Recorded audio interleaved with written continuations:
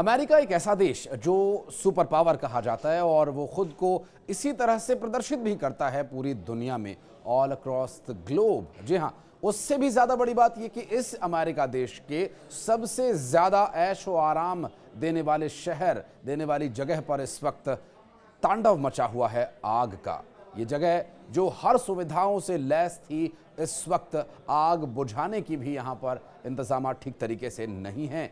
उस पूरे कारण पर आपको जानकारी देंगे, लेकिन बुझती हुई आग एक बार फिर भड़क सकती है, इसके बारे में भी डिटेल पूरा वीडियो आप जरूर देखिएगा अंत तक। नमस्कार, मैं हूं आशीष त्रिपाठी आपके साथ, और न्यूज़ 18 के सोशल मीडिया प्लेटफॉर्म पर इस वीडियो में आपको बताएंगे कि एक ऐसा शहर जो लोगों को आराम देता है, सेलिब्रिटीज की ये पहली पसंद रहता रहा, लेकिन अब इस वक्त यहाँ ऐसी स्थिति क्यों उत्पन्न हो गई कि लोग अपना घर छोड़ छोड़ कर भाग रहे हैं।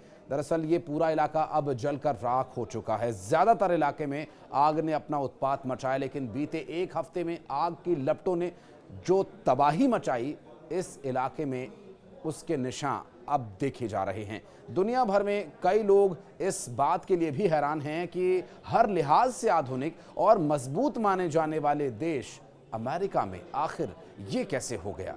अमेरिका को आखिर क्यों इस आग को बुझा पाने में इतनी परेशानी हो रही है?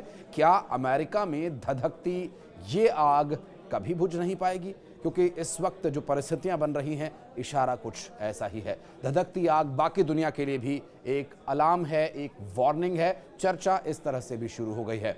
अमेरिका के कैलिफोर्निया राज्य में लगी ये आग, जिससे 24 लोग अब तक हलाक हो चुके हैं।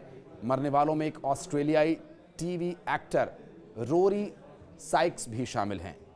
दरअसल ईटन पैलिसेड्स में 16 लोगों के लापता होने की भी खबर है, और पिछले 7 दिन से लगी ये आग अब तक नहीं बुझाई जा सकी है।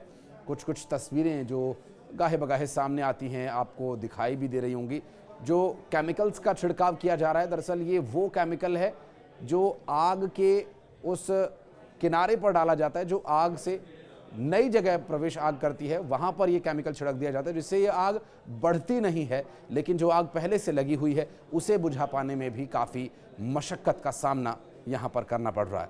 लॉस एंजलिस में रविवार को हवा की जो रफ्तार थी, उसमें कुछ कमी ज़रूर आई। इसके चलते फायर फाइटर्स को आग पर काबू पाने में काफ़ी मदद मिली। हालांकि ये मदद ज़्यादा देर तक जारी नहीं रहने वाली है। ऐसा मैं क्यों कह रहा हूँ, ये भी आपको आगे बताऊंगा। हालांकि देर रात तक तेज़ हवाओं के लौटने की चेतावनी भी जारी की गई।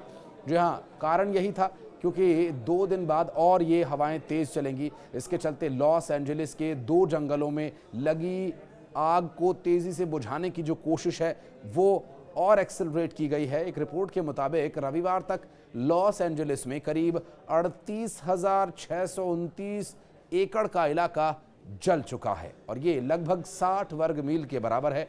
दरअसल परेश शहर की बात करें तो 40 वर्ग मील में फैला ये शहर, जिसका मतलब है कि आग ने पेरिस से भी बड़ा इलाका जलाकर राख कर दिया, और अब तक 12,300 से ज़्यादा इमारतें जल चुकी हैं। एक एजेंसी के मुताबिक लॉस एंजलिस में लगी ये आग अब तक करीब 11,60,000 करोड़ से लेकर 13 लाख करोड़ रुपए तक, लगभग 150 बिलियन डॉलर की नुकसान की आशंका यहाँ जताई जा रही है। और यहाँ पर आग के कुछ हद तक काबू पाए जाने की खबर भी सामने आई, जिससे कुछ राहत ज़रूर लोगों ने महसूस की। लोगों से मास्क पहने रखने की अपील की जा रही है, क्योंकि धुआं हर तरफ फैला हुआ है।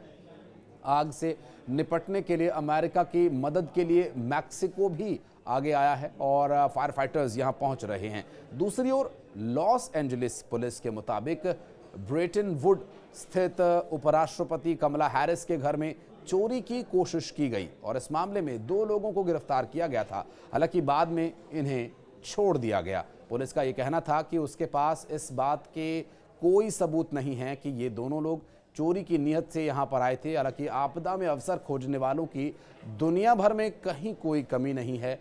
आप ऐसे लोगों को हर कहीं पा सकते हैं, और यहाँ भी कुछ ऐसी स्थिति है। हालांकि प्रकृति अपना काम करती है, और इस आग को बुझाने के लिए प्रकृति से फिलहाल कोई मदद नहीं मिलने वाली है, क्योंकि पूर्वानुमान ये जताया जा रहा है कि वो शैतानी सेंटा एना हवाएं एक बार फिर से अपना असर दिखा सकती हैं। और उम्मीद ये थी कि कुछ दिनों में बारिश हो, तो इस आग पर कुछ काबू पाया जा सके प्राकृतिक रूप से भी, लेकिन फिलहाल इसमें प्रकृति की तरफ से कोई मदद नहीं मिलने वाली है। और अब इस आग के इतने भयानक रूप धारण कर लेने की बात और चर्चा शुरू हो गई कि अब पूरी दुनिया इससे कोई संदेश ले। कोई इसे लापरवाही बता रहा है, कोई इसे ग्लोबल वार्मिंग का असर, तो कोई इसमें अपने राजनीतिक बयानों से इस घाव को और कुरेद कर अवसर ढूंढ रहा है। बहरहाल आप भी इस बारे में अगर कुछ कहना चाहते हैं तो कमेंट सेक्शन में आपका वेलकम है। धन्यवाद।